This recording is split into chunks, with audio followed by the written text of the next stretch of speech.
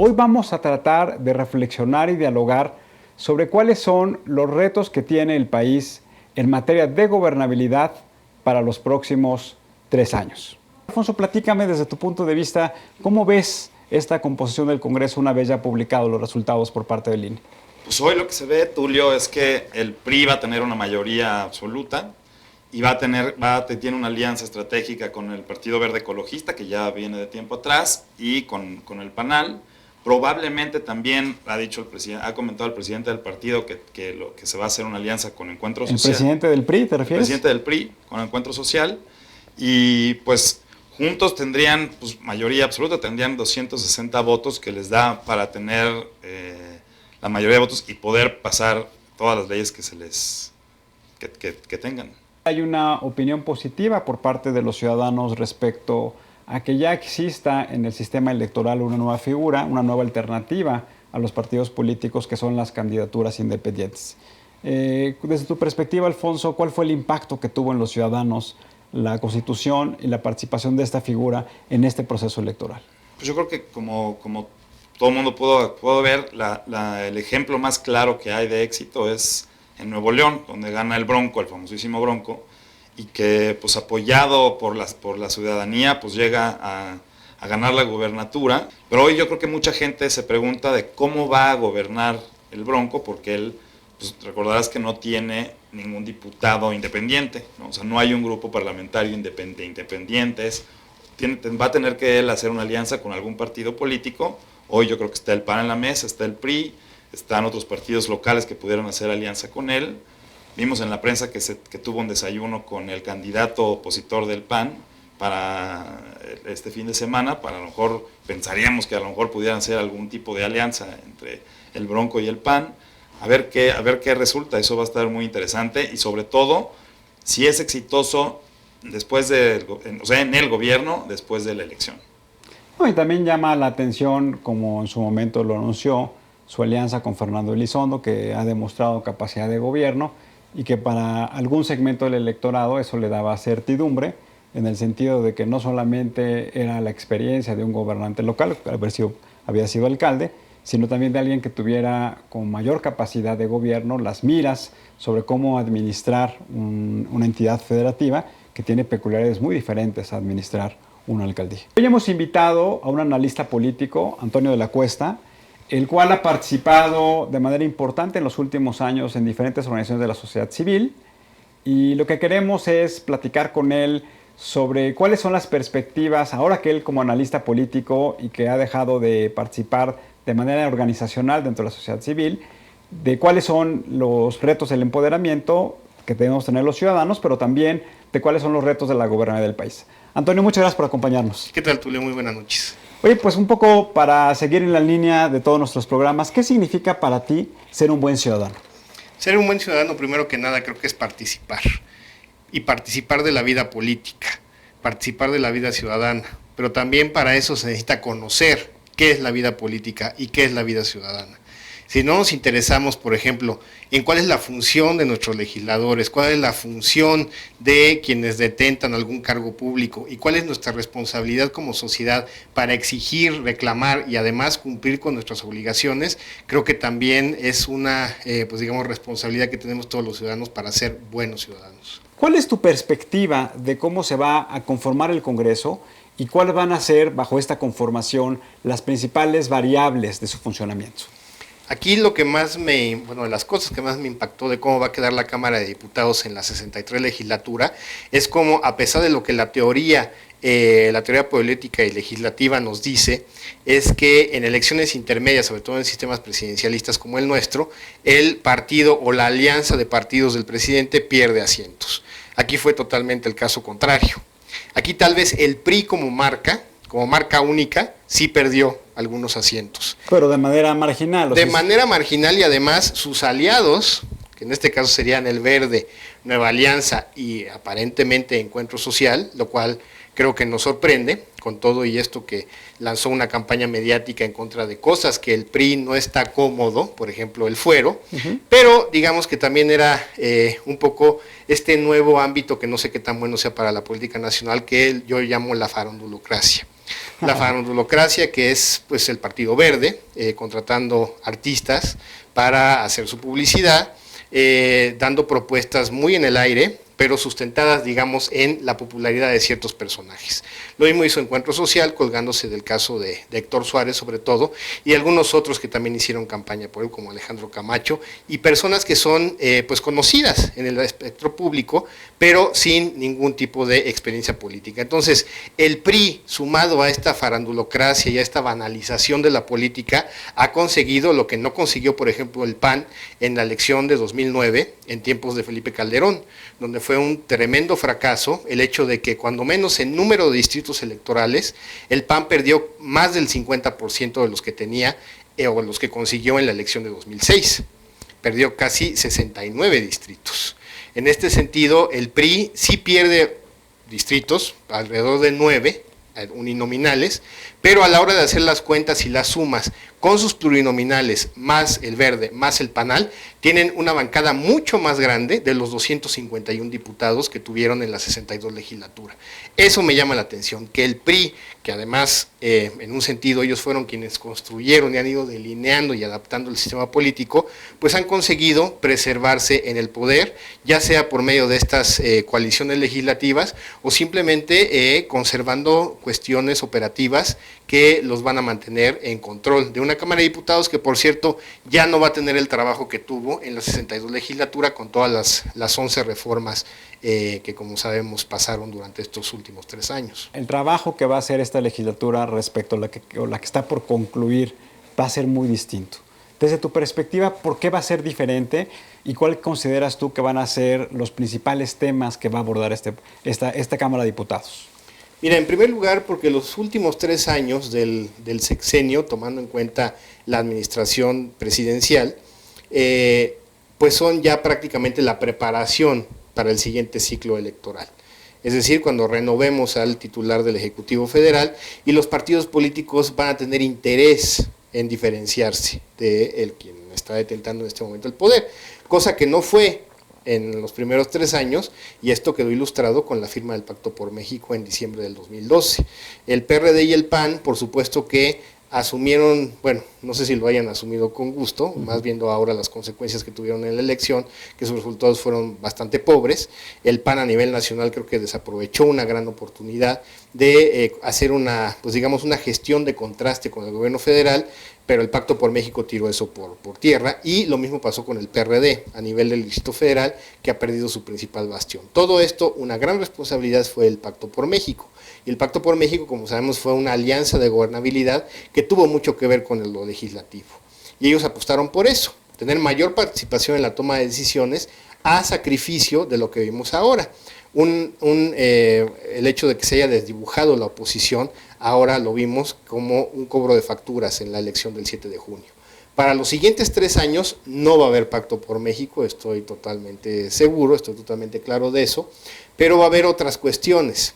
Se ha dicho, se ha rumorado que el PAN podría aliarse con el PRD en cuanto a una coalición en temas legislativos. Morena va a ser un actor muy relevante, que ellos han dicho que no van ni a la esquina ni con el PRD ni con el PAN, pero creo que las capacidades de adaptación en la política van a hacer que estos dichos se vayan yendo modificando, con miras al posicionamiento que van a tener todos los partidos rumbo al 2018.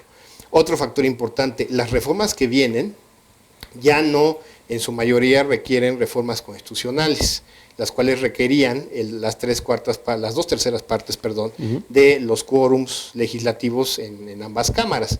Ahora eso ya no se va a necesitar, porque reformas que no van a la Constitución, que son reformas a leyes secundarias o a leyes generales, pues simplemente necesitan la mayoría simple, el 50% más 1. Que hoy lo tienen estos partidos que acabamos de mencionar. Así es, la tienen pues en el Senado, a pesar de que no están por completo pasando ese umbral, pero tienen muchas maneras de conseguirlo, y en la Cámara de Diputados sí la tienen, de hecho, ¿no? Esta mayoría absoluta, y creo que pueden avanzar el mayor número de temas posibles. Y el más importante, sea esta la primera o la segunda mitad del sexenio, es el tema de los presupuestos, y los presupuestos pasan con mayoría simple. Entonces, creo que por ese lado el PRI gobierno está bastante bien blindado, ¿no? Tú, ¿Piensas que el ciudadano, bajo este esquema que ahorita hablábamos del empoderamiento, tiene todavía los instrumentos o estamos en pañales para poder empoderarlo y que le exija, en este caso, a los diputados federales que acaban de seleccionarse para que participe de manera significativa en estos 3 procesos? Mira, estamos en pañales por completo en términos institucionales. No tiene el ciudadano los mecanismos suficientes para hacer esta exigencia de la rendición de cuentas. El mecanismo básico en una democracia tendría que ser, por supuesto, el voto. Y el voto, pues ya hemos visto que hay muchísimos factores que inciden en él.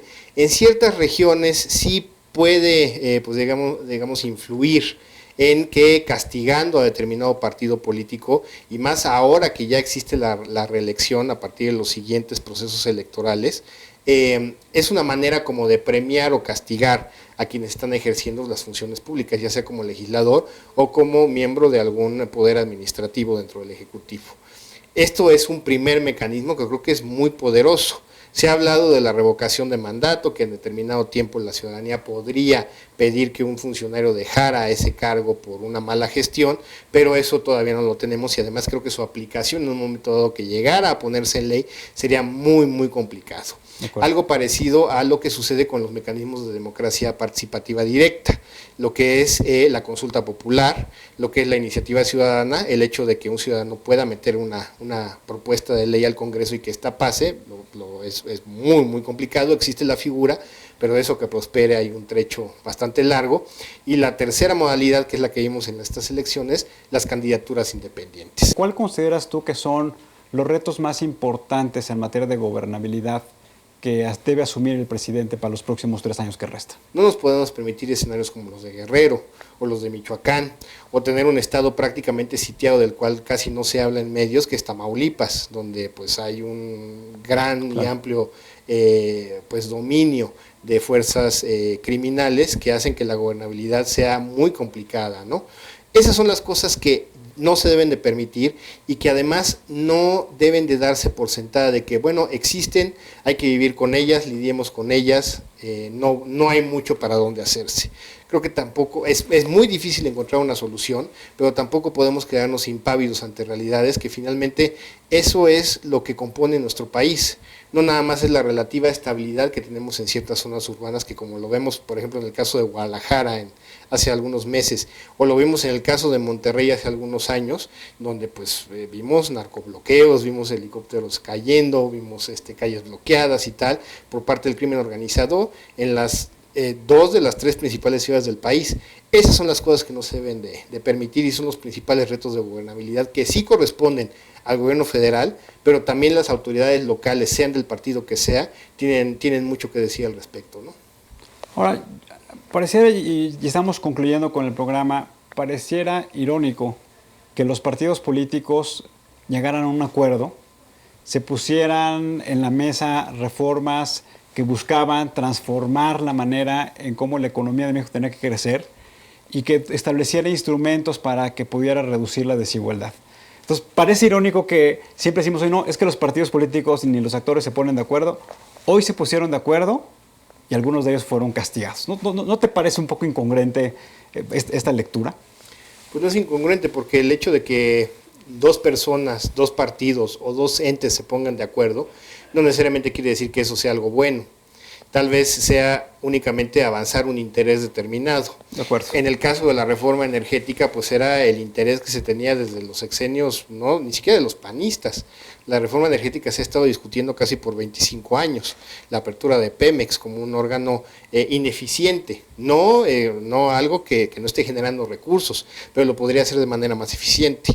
El hecho de crear un país o generar las condiciones para que un país sea mucho más productivo. Los índices de productividad en México son terribles, mientras hay países que han crecido en ese índice en altísimos porcentajes, México todavía sigue en crecimientos marginales. Y países de América Latina, no estamos hablando de grandes economías. Por supuesto, y con menos recursos de los que tenemos nosotros. Somos un país tremendamente improductivo y el hecho de que se pongan de acuerdo los partidos para seguir siendo improductivos y para seguir manteniendo determinados intereses que han hecho mucho daño al país, pues no es una buena noticia. ¿Qué opinión tienes tú si realmente se va a dar el paso de dar esta reforma política en el Distrito Federal?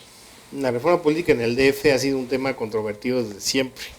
hay muchos intereses que no conviene que esta ciudad tenga pues digamos, un marco jurídico democrático a la altura de cualquier otra entidad del país, sobre todo porque ya lo vimos en los resultados electorales de este 7 de junio. Se castigó a la gestión de Miguel Ángel Mancera, entre otras cosas, por supuesto, por la manera en la que ha gobernado la ciudad, pero también creo por la cercanía que ha tenido con el gobierno federal, esta diferenciación entre el GDF como el gran bastión de la izquierda en el gobierno versus el gobierno federal, llámese panista o priista, se perdió. Y se ve que el DF sigue siendo un lugar aguerrido, un bastión, donde pues sí, la gente está interesada en participar, la gente sí está viendo cuáles son sus otras opciones, independientemente de que las podríamos considerar personalmente buenas o malas, pero la gente en el Distrito Federal ha dado, creo que, un manotazo con la manera en la que se fragmentó, por ejemplo, la conformación, no nada más de las delegaciones, que era impensable hace algunos años ver pues delegaciones priistas, por ejemplo. El PRI llegaba a ganar una delegación cuando mucho, ¿no? Alguna vez tuvo Milpalta, Coajimalpa, ahora ya tiene 3. El PAN pues sigue pues muy encapsulado en sus bastiones, sobre todo en Benito Juárez, ahora recupera Miguel Hidalgo, pero ya hay otros 2 actores, o sea, está el PRD, que era quien prácticamente tenía todas las delegaciones, o casi todas, salvo los bastiones panistas, y Morena, que es la representación de cómo se fragmenta la izquierda. Es decir, el electorado capitalino nos da una muestra de lo que se puede hacer con el voto diferenciado, ¿no? Y esto a lo mejor sería lo ideal, que pudiéramos, vuelvo al tema de la evaluación del voto como una herramienta de evaluación de la gestión pública. Si el caso del DF comienza a replicarse en otros lados, creo que va a ser muy positivo para la democracia, ¿no? Y que al final del día, hoy seguimos teniendo una democracia representativa, siguen siendo los partidos políticos con lo que tú llamaste los candidatos independientes o los candidatos sin partido, la alternativa para que nos representen a los ciudadanos, sigue siendo el voto un elemento importante para marcar la pauta de los ciudadanos respecto a cuál debe ser la orientación que deben de tener los gobiernos. Son buenos inicios, hay que respaldarlos, pero también hay que emularlos. Hay que dar más opciones ciudadanas si es que en verdad queremos presionar a los partidos políticos que finalmente son hegemónicos en este momento, y es muy difícil que eso cambie, por lo menos en el corto plazo, pero sí pueden generarse mecanismos de presión a fin de que los partidos políticos, vamos a ponerlo en términos muy llanos, se comporten. Antonio, muchas gracias por la conversación, gracias por el trabajo que has hecho en el SIDAC y en otras organizaciones de la sociedad civil, y seguiremos platicando sobre el fortalecimiento de la sociedad civil y cómo podemos seguir fortaleciendo esta democracia y esta transición que la vemos hoy inacabar. Te agradezco, Tulio.